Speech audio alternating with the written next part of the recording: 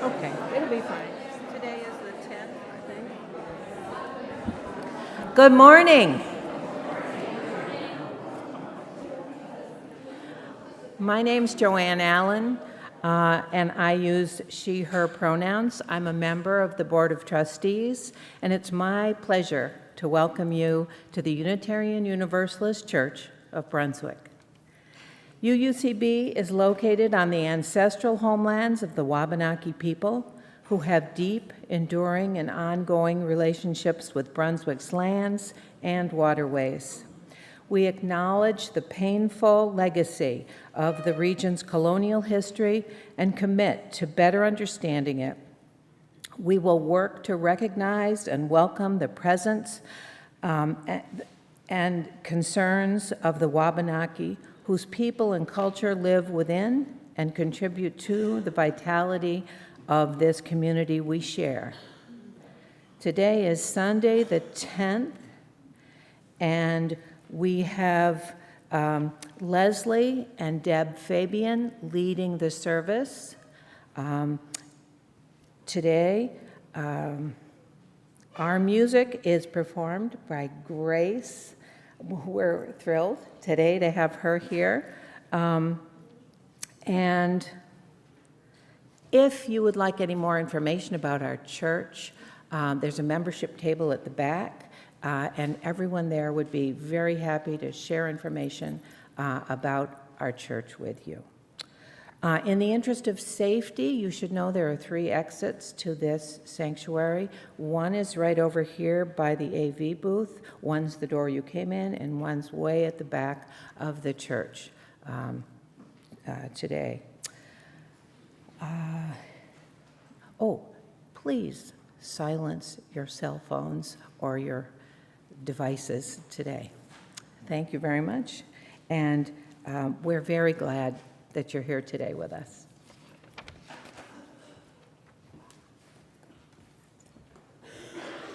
Good morning. I'm Stephanie Bernier, a member of the worship committee. My pronouns are she and her. And I also wanted to thank Justin Wood for joining us. Not on the saxophone today, on the clarinet. The flute. Oh my gosh. Justin is Bonnie and Steve Wood's son, and he's here from Staten Island. Thank you.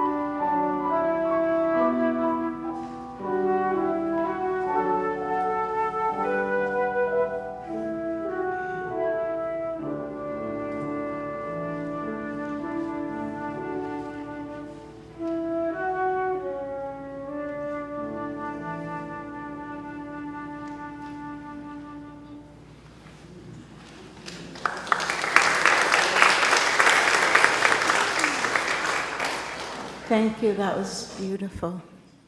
I have the pleasure of introducing our speakers and guests today. Deborah Fabian is Sarah Fabian, our member Sarah. Deborah is her sister, and Leslie Fabian is Deborah's wife. So in 2021, Deborah and Leslie Fabian retired to Williamsburg, Virginia. They love their newish hometown where 50 years before, Deb graduated from the College of William and Mary.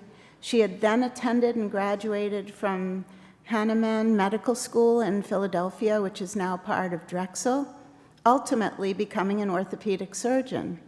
Leslie worked in sales and raised 2 children, then in their 40s, obtained her Master of Social Work degree from Boston College, and became a psychotherapist working with couples and transgender individuals, among others. Leslie and Deb, then David, were married in their Hopkinton, Mass. Front yard in 1991 by a UU minister. They are now highly involved with the Williamsburg UUs. In their 34 years of marriage, the Fabians have also lived in Massachusetts, Nebraska, Louisiana, and New Mexico, spending many joy-filled summers in their cabin on Lake Winnipesaukee in New Hampshire. Are you going to tell the rest of the story, or should I read the whole? Okay. I'll read the entire bio. From 2009 to 2011, Leslie was in complete support of David's transition to Deborah, knowing how her beloved had struggled for decades with authenticity. In 2014, Leslie published her book, My Husband's a Woman Now, a shared journey of transition and love. Leslie's writing helped with her own challenging process during the transition, and she wanted to educate people on transgender issues since meeting David in 1997. The Fabians have presented their story frequently in hopes of enlightening folks about the transgender experience and sharing what a loving, committed relationship can mean. Following her 2011 transition, Dr. Deb ran into employment challenges. Despite an impeccable record and being chief of surgery in Massachusetts, these difficulties led to 2 moves between 2014 and 2021 from Massachusetts to Fort Polk Army Installation in rural Louisiana, then on to Gallup, New Mexico, and the Indian Medical Center. There was also a successful 5.5-year discrimination lawsuit against a Connecticut hospital, which hired Dr. David Fabian and then rescinded the signed contract after he revealed the impending plan to start the job as Deborah. The Fabians are proud parents of 6 adult children living in Colorado, Utah, Florida, and Arkansas. They are grandparents to 5 adorable little kids who live too far away. And it's been a pleasure getting to work with them for today.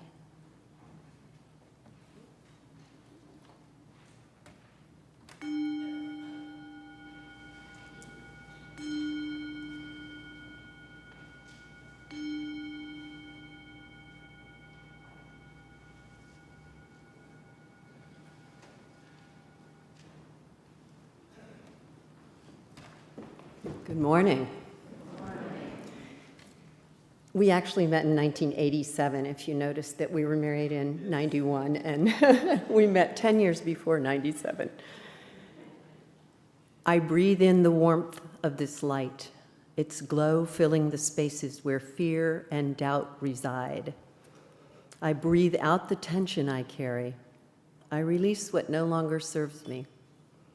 I breathe in the strength of this community, a sanctuary of diverse voices and shared purpose. I breathe out the urge to go it alone. I embrace the power of togetherness. I breathe in the courage to speak truth, even when it trembles on my lips.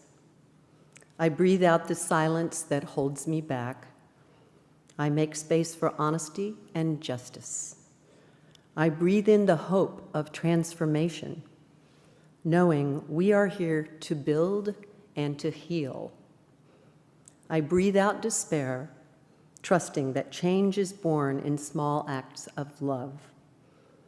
As we light this chalice, may each breath remind us of the sacred rhythm of life, the pulse of creation, and the power we hold to shape the world around us.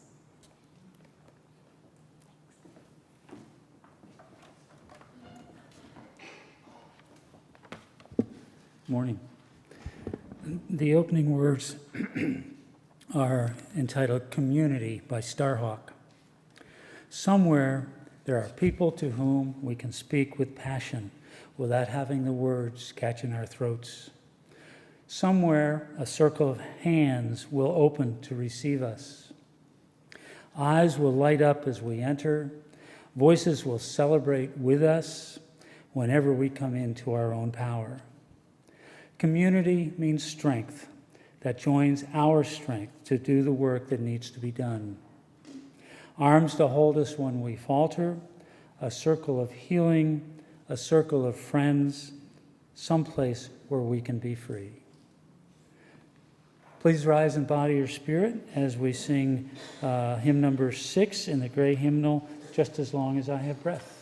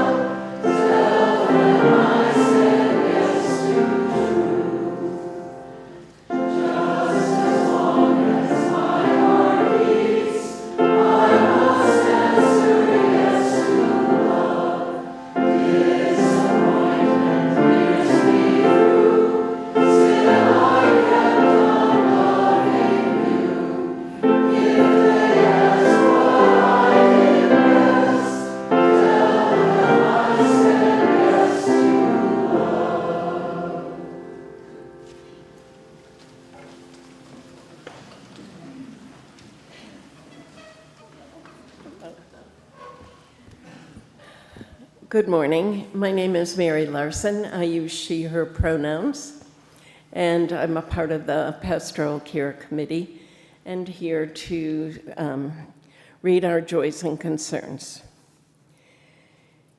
For joys, there is joy and great thanks to all in this community that supported me after my episodic fall on Boarstone Mountain. This is from Tom Rump. The neck brace is gone, and I am on the way back to functionality. Your support was essential, so welcome back, Tom.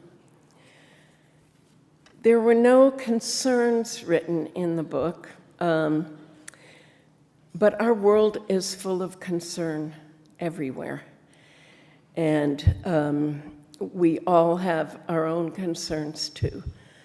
So please help think about that and send support and love.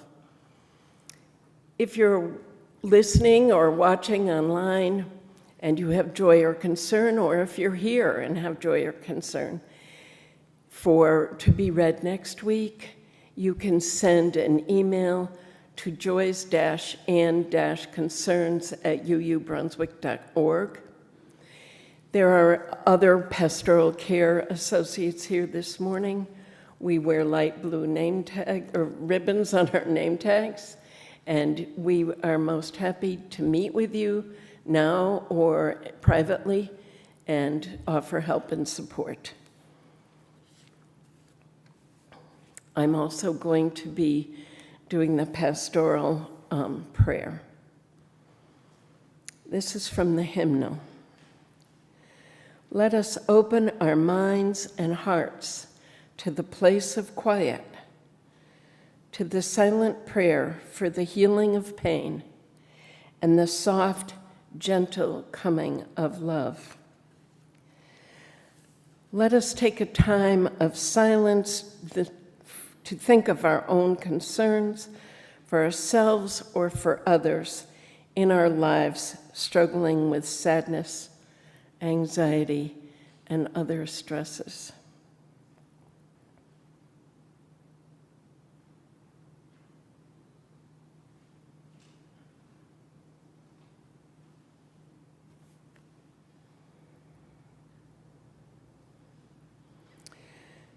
Please send support and caring for those suffering in this wide, chaotic world where there are so many wrongs.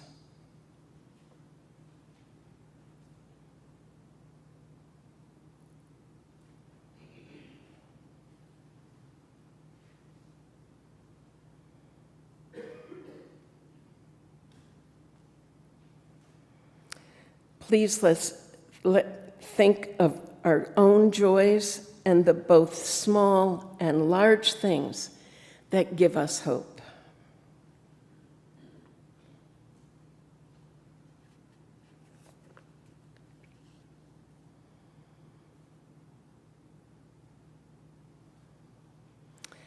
And again, let us open our minds and hearts to the place of quiet, to the silent prayer for the healing of pain and the soft, gentle coming of love.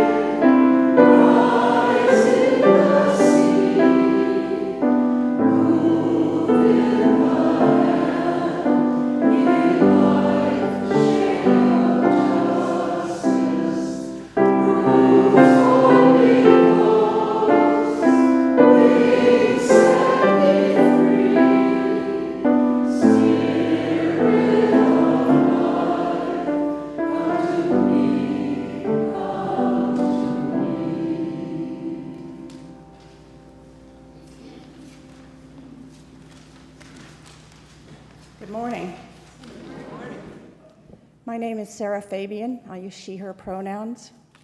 And I am reading a poem by Lucille Clifton called I Am Not Done Yet. As possible as yeast, as imminent as bread. A collection of safe habits, a collection of cares. Less certain than I seem, more certain than I was. A changed changer, I continue to continue. Where I have been most of my life is where I am going.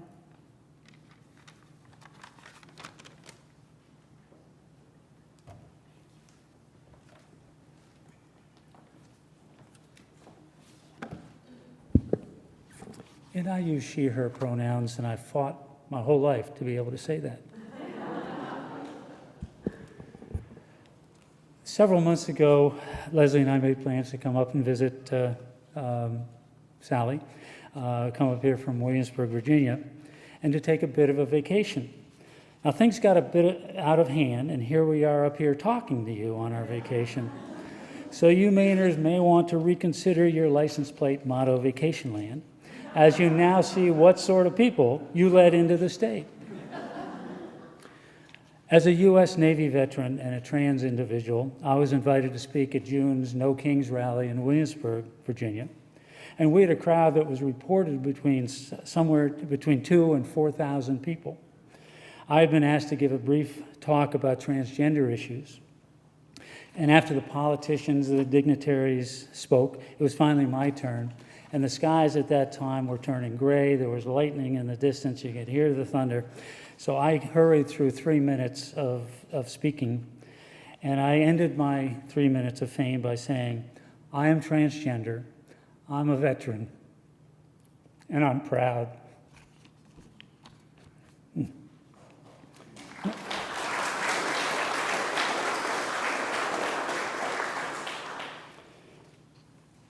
Now, although I just had my 76th birthday, I confess that this idea of being proud is still a relatively new concept to me. I have struggled with owning the label transgender for much of my 76 years, and I have grappled with understanding and accepting myself and these feelings. The first 4 or 5 years are a little hazy, but from then on, I remember struggling with myself. I have lived as a woman for the last 14 years, and I finally accepted myself. I now know real happiness, and I finally come to feel pride. I've been supported by Leslie, my steadfast and loving partner of over 35 years, and I have found that the UU principles have been instrumental in my acceptance of myself. June was Pride Month, and I've thought a great deal about the word pride and how important it is to be able to own that word.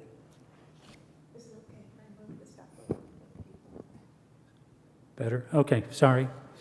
For LGBTQ people, the word pride dates back to 1969, following the June 29th Stonewall uprisings, when police entered a gay and trans nightclub. This resulted in arrests and beatings and harassment and 5 days of riots. This was the beginning of the gay pride movement in the United States and the formalization of Pride Month.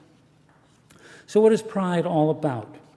For one thing, it's not just about LGBTQIA+ people. It's for our allies as well. It is for everyone. Pride is about taking a positive stance against discrimination and violence, especially toward lesbian, gay, bisexual, and trans people. And it is about promoting self-affirmation, dignity, and equality. It is about increasing the visibility of a social group, building community, and celebrating, and in this case, specifically celebrating sexual diversity and gender variance. Wikipedia describes pride as confidence and self-respect as expressed by members of a group, typically one that is socially marginalized on the basis of their shared identity and culture and experience.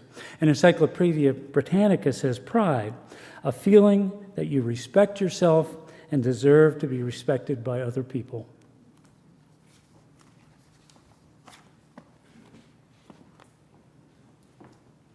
Good morning again. Is this okay?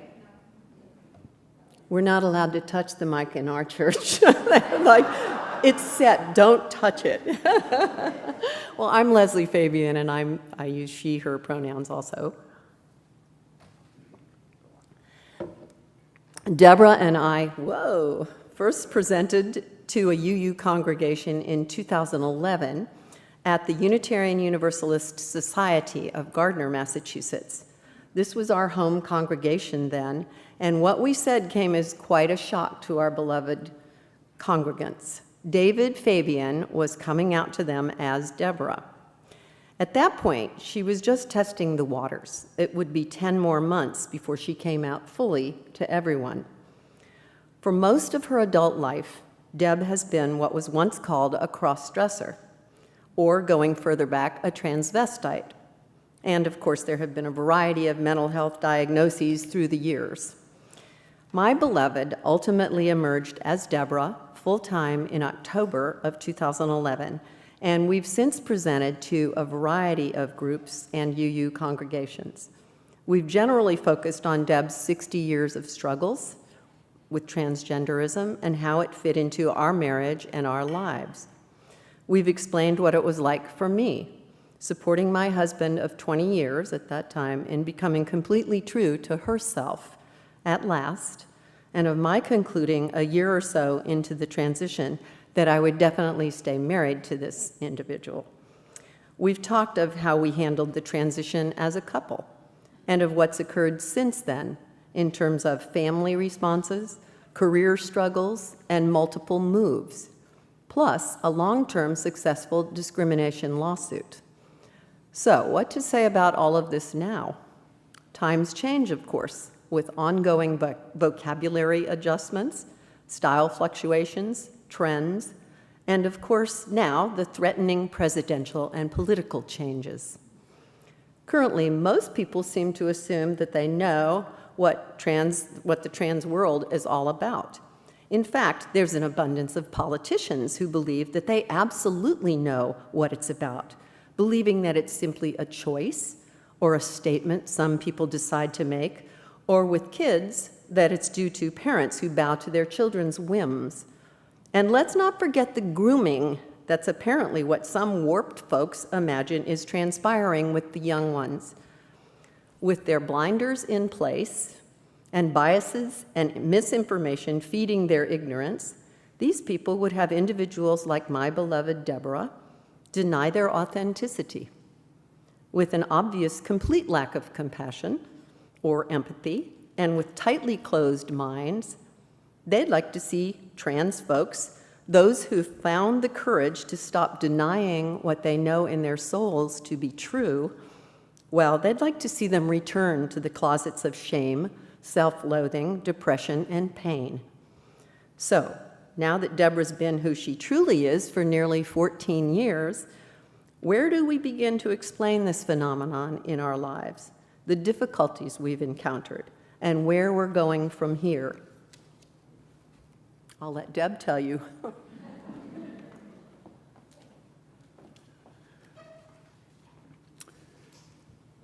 As I've said, pride is a relatively new feeling for me. From my youngest days, my youngest memories, I didn't know how to work microphones. From my youngest days, I knew I wanted to be a girl, and I felt good when I wore my sister's clothes. You apparently were the problem, Sally.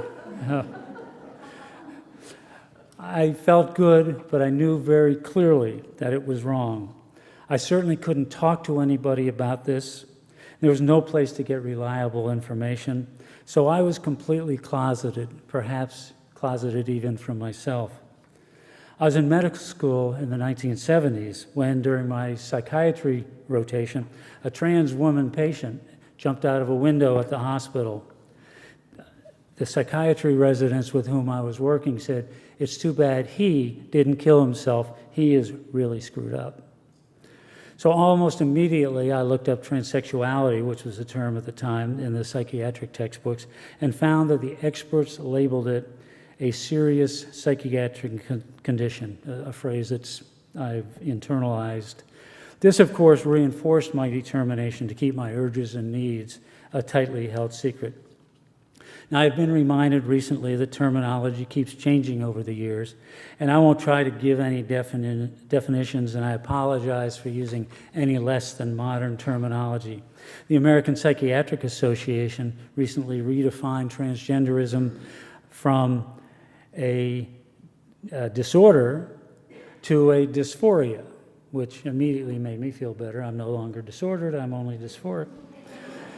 But my journey has not been based on or dependent on the jargon. It is based on my deepest inner feelings, ones that would not go away. The thought of suicide first showed up for me when I was a surgical resident at Dartmouth over in New Hampshire in the mid-1970s. My now ex-wife was away and I was able to cross-dress at home freely. One evening I drove to a town many miles away and got out of my car to feel a little bit of freedom for the first time. Someone saw me, called the police, who arrived all too quickly. I was arrested, handcuffed, strip-searched, and put in a jail cell. There was no sink in my cell, so I knelt in front of the toilet to wash off my makeup, as I did not want to have mugshots taken of me with makeup. A few hours later, I was released, as it had been determined that no laws were broken, but the damage psychologically had been done. When I got back to Hanover, I wrote myself a prescription for a fairly large dose of sleeping pills, and I looked at that bottle for several days. I never took it, but I looked at them thinking, now's the time to take them. The fact that I had a 1-year-old daughter at the time is probably what kept me from taking those pills. A psychiatry resident I saw a few days later used a form of aversion therapy on me, advising me to recreate the kneeling in front of the toilet every time I was tempted to cross-dress. And I guess this worked, although not without a significant damage to my soul. I was called to active duty in the Navy shortly after that, and in the next few years, I had a gun to my head and a bottle of pills in my hand at least twice. I could hardly tolerate this feeling of needing to express myself as female. I knew it was wrong, and it would not go away. At that time, my ex-wife, upon discovering my secret, told me I was disgusting. And of course, I agreed at that time. I felt disgusting. Pride, for me, was not even a remote possibility at that time. I served my 3 years in the Navy as a battalion surgeon for the Marines, came back and finished my residency at Dartmouth, and by the mid-1980s, I had achieved the status that I had been working for my whole adult life. I'd passed my orthopedic boards, becoming board certified.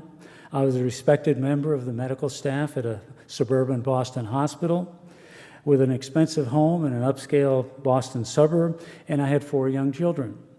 I was later elected chief of surgery, and I was miserable. Nothing made this repulsive transgender feeling go away. I knew I needed help, and I finally found a therapist who specialized in gender issues. And gradually, through my work with her, my life began to change dramatically. Then, not long after beginning therapy, I met Leslie at her women's group where I'd gone to present. And boy, did that complicate my life.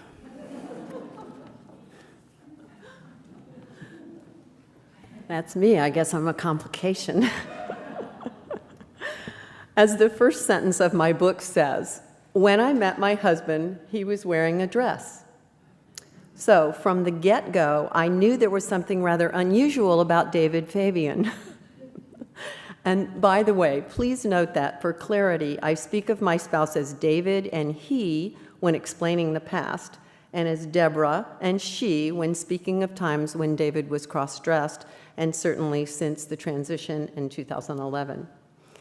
It was 1987, and a cross-dressed David had come to a gathering of my Boston area women's group, though not as a participant, along with 3 other clients of our hostess, Neela, who specialized in working with transgender individuals. Deb had agreed to speak to us about the transgender world and her part in it.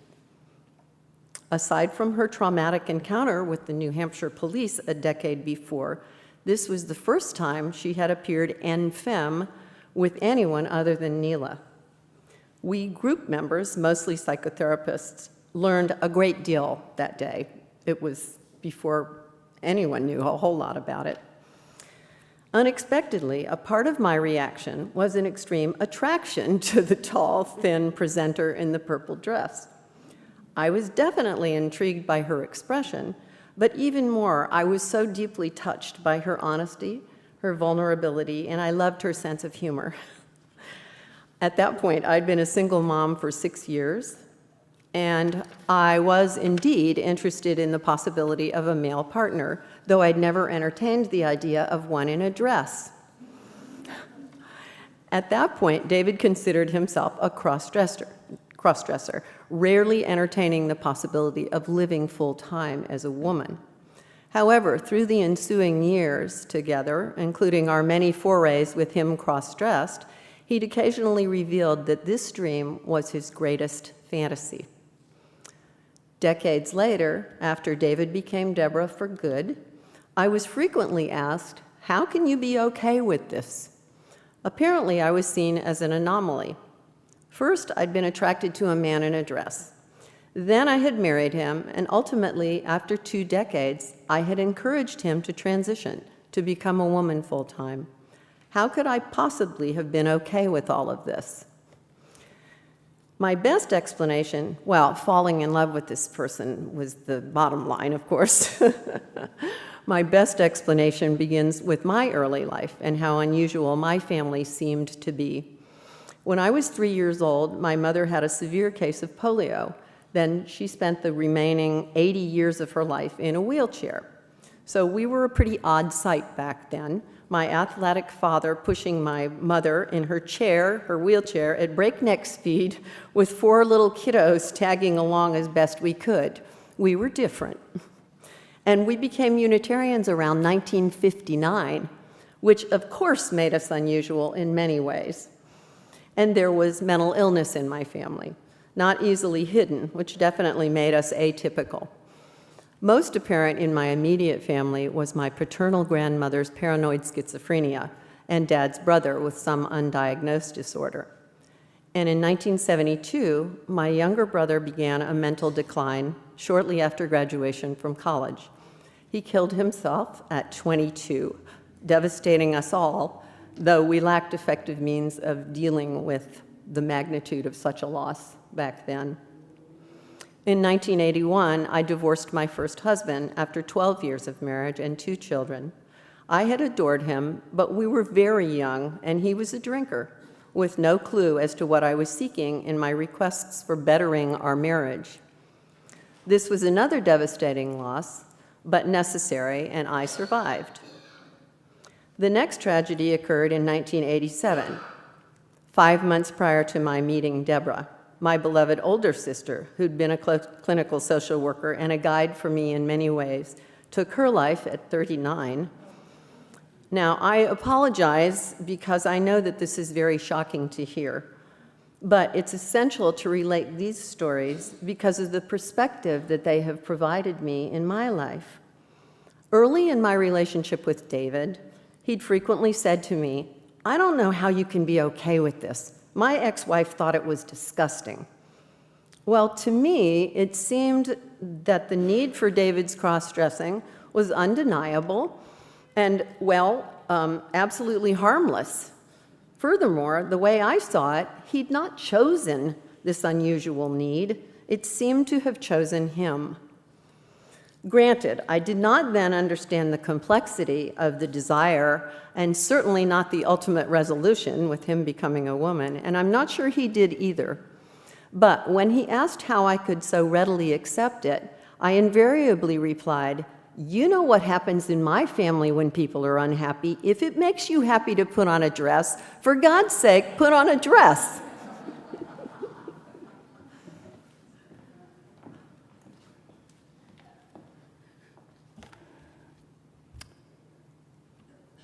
So after 20 years of marriage and Leslie's obvious strong support for occasional cross-dressing, we did both realize in around 2009 that I needed more. Leslie was fed up with me being depressed and seemed to really want me to be happy. I get hand signals down here. So together we explored transitioning, ultimately agreeing that this was a path I needed to take. Leslie encouraged me, actually pushed me, and I began living full-time as Deborah in 2011. And Leslie dealt with her own process by writing her book, My Husband's a Woman Now, A Shared Journey of Transition and Love. It's now 14 years since I became Deborah full-time, and I feel as though I am finally living the way I need to live. Leslie's book, Our Love Story, was published in 2014, and I am more in love with Leslie every day. Amazingly, each of our 6 children and 5 spouses among them support this enormous change in our lives. Our 5 grandchildren, 6 years old and younger, are trying to figure me out, and we will support them in the process. Mostly, I'm pretty sure they just think of us as those crazy grannies. I said that I'm finally happy. I am, however, well aware of what is happening in the world. Discrimination exists. My own private solo orthopedic practice suffered after I transitioned, and ultimately I needed to look at other opportunities. Over a several-month period, right before and immediately after my transition, I looked at close to 100 jobs and job opportunities for orthopedic surgeons. And when I told them that I was transgender, any interest that they might have had in me rapidly disappeared. In my most egregious example, as my male self, I had applied and interviewed for, then was hired to be an orthopedic hospitalist at a highly desirable Connecticut hospital, and I would be working 10 days a month. The contract was signed. Then I voluntarily told them before I started that I would be appearing as a woman when I began the job.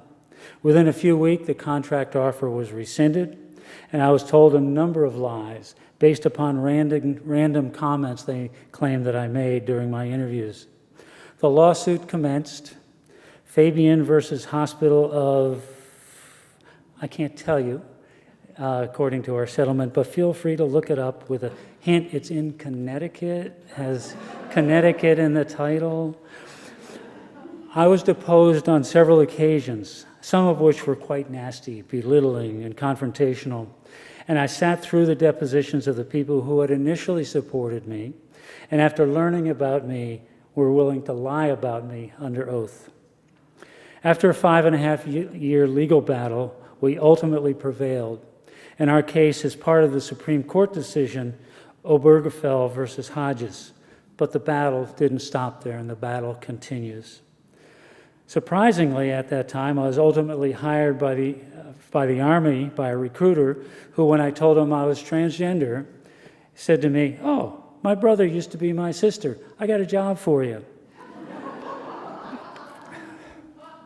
I also worked for the Indian Health Service in Gallup, New Mexico, and was able to learn about the indigenous Two-Spirit people and was well respected there.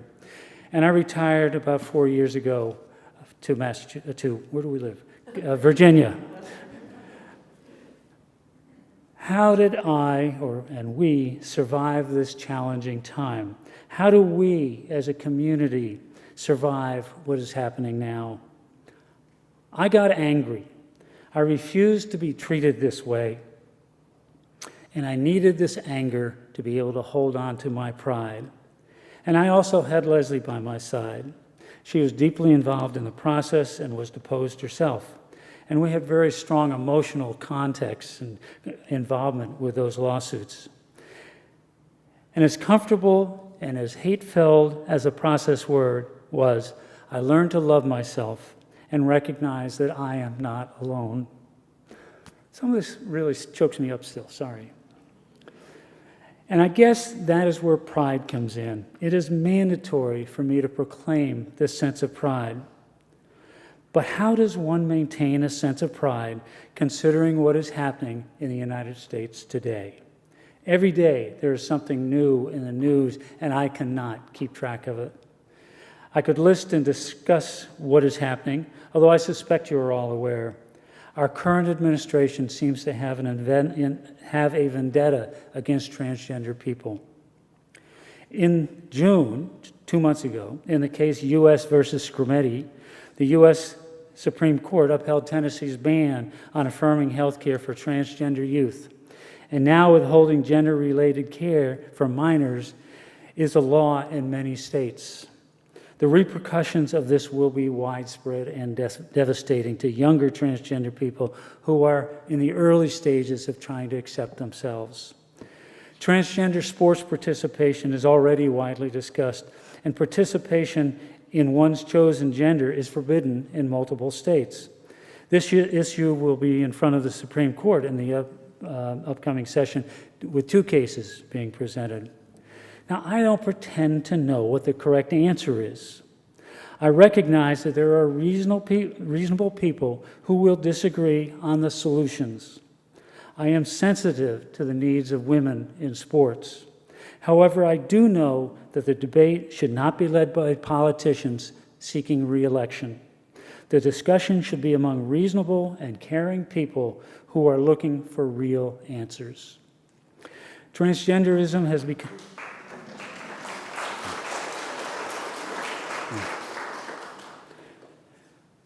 Transgenderism has become a wedge issue for the current administration, despite the fact that transgender individuals make up less than 1% of the population, around 2 million of us. Yet lack of knowledge, mistaken beliefs, bigotry, and hatred for people like me are being used to alienate all of us and to divide our country.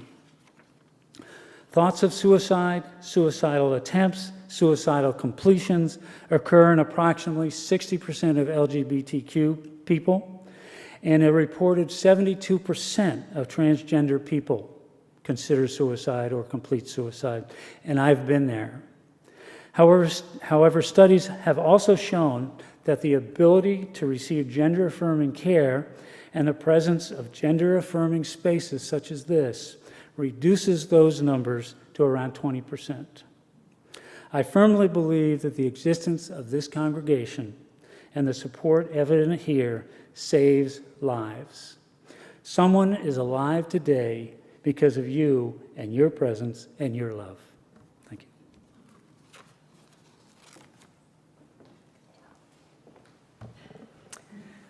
Well, I'm certain that many or most of you, good, along with us, have felt a range of emotions this past year about so many things going on in our country.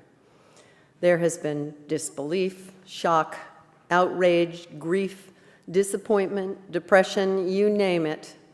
But regardless of what we now face or what will occur in the future, one thing is certain to us. Deborah will never return to the shame-filled closet of her younger years. She is struggling, though, we both are, with the rise of this deplorable, hate-filled ugliness in our country. Excuse me.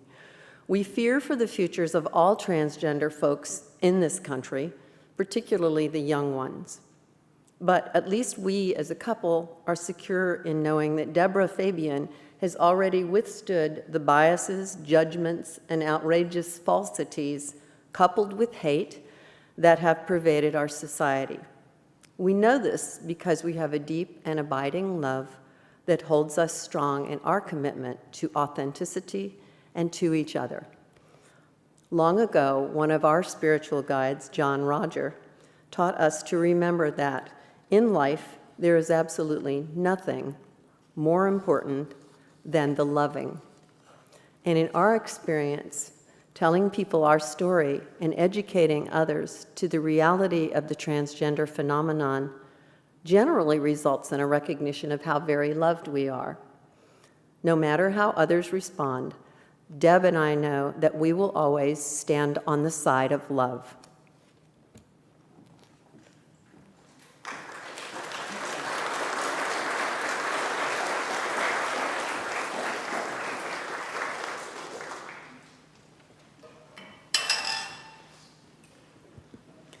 This is the time in our service where we receive our morning offerings. Each week we share our plate offerings with a charity with soul, and this month's charity is Oasis Free Clinic. Please give as generously as you are able. Thank you.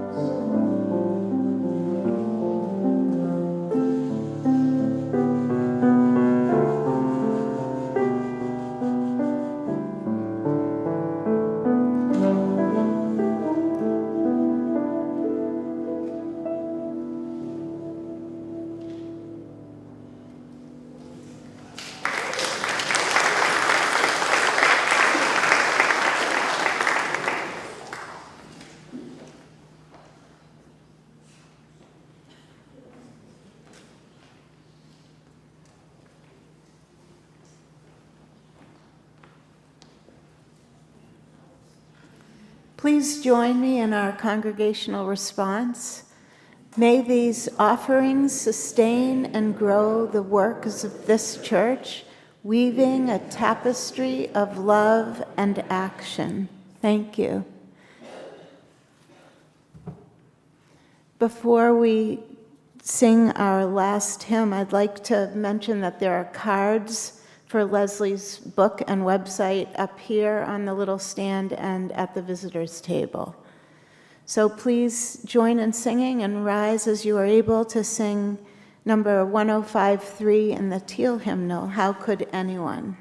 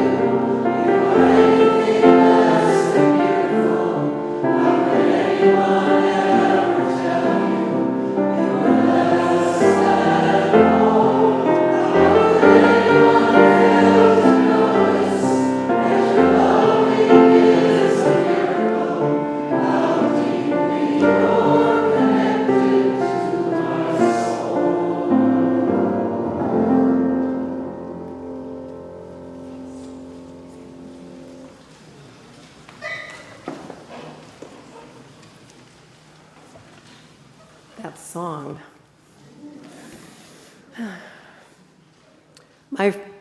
Excuse me.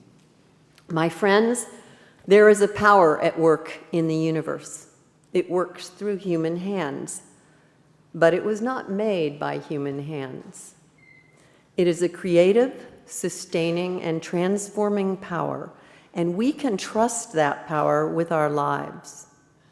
It will sustain us whenever we take a stand on the side of love, whenever we take a stand for justice and peace, whenever we take a risk. Trust in that power. We are together held by that power.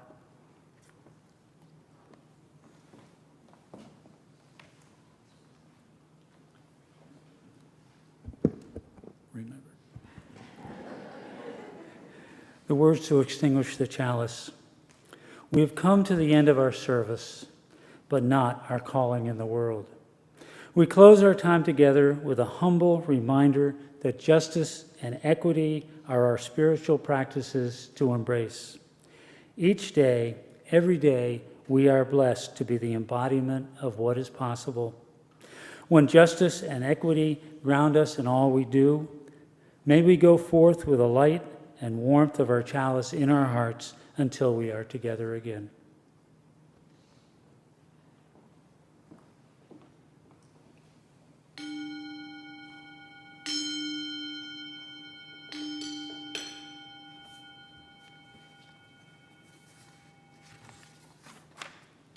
And now we invite you to greet your neighbors.